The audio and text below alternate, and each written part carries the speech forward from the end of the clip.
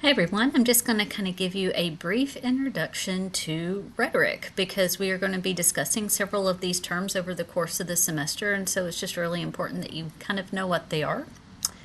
Hold on one second. Okay, so what is rhetoric? So it has many different definitions, but at its core, it is communicating effectively and with the purpose. Because all of us have been in the situation where either we've misunderstood someone, or directions weren't clear, or whatever the case may be.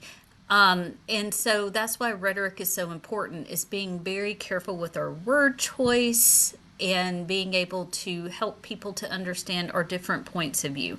So the book that we don't really use anymore defines it as the art and practice of persuasion, and is often associated with academic writing and persuasive writing, but as we're going to look at this semester, it really covers the whole broad spectrum of writing. So when it comes to you as a writer, especially a rhetorical writer, there are some things to consider as you jump into this type of writing in order for you to do it effectively. So, first of all, you need to know what you really truly believe. So, this might take some introspection and research on your part. You have to understand the other side, why others think the way they may do. It could be culture, it could be religious, it could be just simply the way that they were brought up. We live in a world with 7 billion people, and not everyone thinks and believes the same way. And so sometimes part of rhetoric is just listening without interjecting your own thoughts, like just being thoughtful and considerate and thinking, okay, this is why they think the way that they do, so how am I going to respond to it? Seek out what others are saying, especially the other side, the conflicting point of view, and consider the big picture. So it can be considered the historical, political, and cultural context to understand how people are drawing their conclusions. And this comes into play like when we do study history, like a big trend that's going on right now in the world is people trying to put modern ideals on like books or ideas that happened 200 years ago. And you can't really do that. You have to think, okay, what was going on culturally? What was going on historically during that time period that they chose to write those particular things the way that they did? And so all of that is extremely important to understand what was going on. So when you actually start creating your work, there's some terms that we'll use that you need to be aware of. Genre, we're going to be using this a lot. You're actually going to be doing like a genre analysis later on in the semester. But basically, this is a type of medium you use. Like when we think of genre, we usually think of like movies with drama, action, comedy, music. We have country. We've got pop, we've got R&B, and all these different genres of music. And it's the same thing in literacy. It's persuasive essays, op-eds, which are opinion papers, PowerPoint, YouTube videos, anything that's a type, that's a genre. So it's really not complicated at all, even though it sounds that way.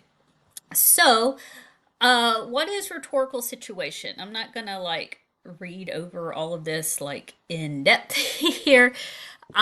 So basically, there are three things that you need to consider: your exigence, audience, and constraints. And basically, your exigence is what motivated you to create this. A lot of times it's because it's for a grade, and I had to. Um, but when you think about other things that you create, why did you create it? Just because you wanted to, because you were bored, because you wanted to make a political statement? You also have to be thinking when you're reading over stuff, like, why did they write this? Like, why did they create this political cartoon? Did they want me to vote for their side, the other side? Advertisements, like they're trying to get you to buy something. How did they go about doing it? Did they try to make the other side seem bad or whatnot? Your audience is who will be reading, watching, listening to your creation. Is there a specific audience? And sometimes I will ask for a specific audience in the prompt. If I don't mention one, it's just a general audience. But think about how you would write an email to your teacher versus your friends. And so those are definitely things you need to consider. It's like, who is your audience? Constraints are just what they sound like. What is appropriate for a situation? So Like, again, going back to commercials, they have constraints. They can't go past a certain time limit. There are constraints put like on news articles that you would pull up like on Yahoo or MSN. Like, studies show us that people can only pay attention for like 700 to 800 words. If you're giving a lecture, science again shows us that people can only pay attention for about 20 minutes, and then you start to really lose your audience if it goes beyond that. So think about your classes. Have you ever been to a class where the lecture just seems to drone on and on and on and you just start daydreaming after a while? That's because, they need to pay attention to constraints, maybe, that our brains can really only pay attention for just a little bit of time. Constraints can also be like the language. If you're writing a paper that's going to be evaluated by a bunch of old college professors, yeah, you're going to use more formal language. But if you're just sending a text to your friend, then you can use very informal language in what I call text talk, but you wouldn't do that in your research paper. So those are some types of constraints. We're also going to be discussing some of this idea of ethos, pathos, logos. So, ethos is an author's credibility. How do you know you can trust this person? How do you know your audience can trust you? Like, you as college students, you don't necessarily have a lot of ethos as far as, reputation goes. But that's why sometimes you have to bring in outside sources, because that's going to boost your ethos. Your pathos is your emotional appeal. So you have to think, okay, I want my readers to feel something when I'm writing this. So if you're writing a piece on the plight of children fighting cancer, you might want to include a personal story or a picture. Pictures really can help the pathos of a piece. Also being very specific, like giving specific numbers. Like if you talk about, oh, some people died during the most recent winter storm that came through America, people think that's obviously any type of death is sad. But if you mention 55 people died because of the recent inclement weather, it's just like, oh wow, that's a lot of people. It can kind of give a more emotional gut punch in a way. Logos is a logical appeal. Is what you are presenting logical? Is it in a logical manner? Do the paragraphs flow from one to the other well? Do you have your facts and figures to back it up? So it's not only just having those facts and figures, but that organization. So that is ethos, pathos, logos. This is something I show just to kind of highlight that.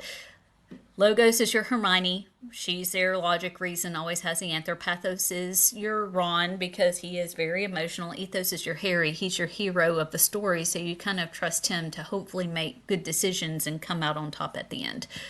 Kairos. There's one more important term.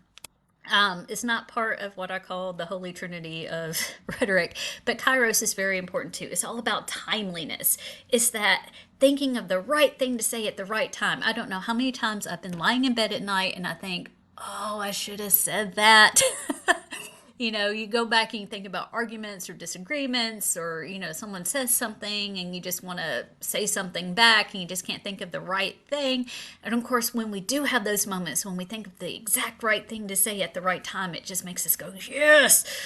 Kairos can also be the proper time for action. So again, if you're like giving a eulogy at a funeral, that would not be the right time to start or place to start promoting a political candidate. You have to think about the timeliness, the audience. It all ties in together. I'm just saying the right thing at the right time. That is Kairos. So I always look at the Twitter wars when it comes to Kairos. It's my favorite. So McDonald's is better, and Wendy's brought back at freezing beef. Bad exam. Going to wind up working at Aldi. We don't think so, Thicko. You need a minimum of a degree just to clean the toilets. Try McDonald's. So, it's just thinking of that right comeback at the right time, and that is Kairos. So I'm not going to bore y'all with a whole bunch of just fluff. I'm not a fan of fluff. Please don't give me fluff in your writing, and I promise not to try to give you fluff in lectures. But this is here for you to go back and reference if you need to. Again, we're going to be discussing these terms all throughout the semester, and so I hope this was helpful. And if you have any questions, as always, just please let me know.